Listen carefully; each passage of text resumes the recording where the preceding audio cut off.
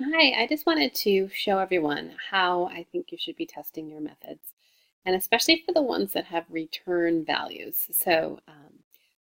When you guys worked on rotating, we the code that you made, the methods that you made, all had a return in it. So it was going to send a picture file back to the calling method. So I like to do everything in the main method, so that way I don't have to keep typing in the interactions pane. So this is what I do. So I have, and I comment my code so I remember what each section is doing, and that helps me with reusability. So this is actually someone else's code that is actually Krishanu's code, and I'm just using it to test what he did. So I just paste into the main method my testing. And so you can have something similar, and I will post this as well. So the first, as you know, this line of code helps you select the photo from your computer. This next line of code, so this creates a file, a string file, and that's going to hold, so this variable file is going to hold the path of the file that you picked from your computer.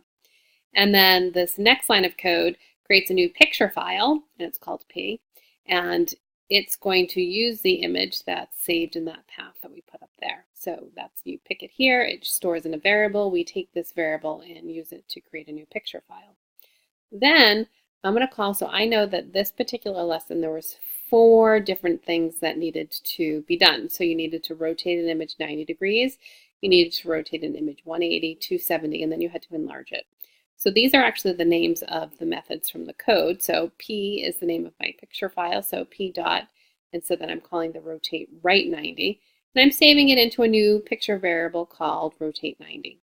And then because it's going to return a value, so it needs somewhere to go. So if you just had this line of code, if you just had p dot rotate right 90 with a colon, it would run that method, but then you need someplace to store it so that you can.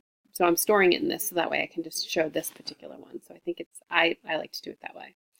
So this picture file, so 180 is going to call the 180 method, 270 is going to call the 270 method, and then big is going to call the enlarge double size method.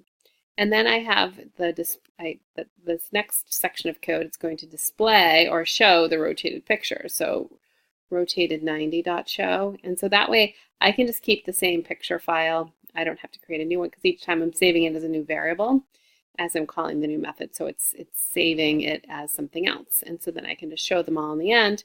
And I'm going to show you what the code looks like. So you always want to compile your code. Make sure you get this completed compilation. If you don't, then you have to fix it. So you should never keep building methods until it's all done. So I would have tested each of these individually, but now I'm testing his code all at once. And now I'm going to hit the run button. And then the pick a file is going to come up, which is right here. And I'm going to, I know exactly where I have my file. And I have it here. And I ran the code so you can see it's doing one at a time. So this one is the last thing that happened, which is the big. And you can see, yep, that's big. And then this one was the 270. So that one's here because it's going to put them on top of each other. This one right here is the rotate 180. And finally, this is the rotate 90. So you can see all 4 methods, they all work perfectly. And this code would get 100%.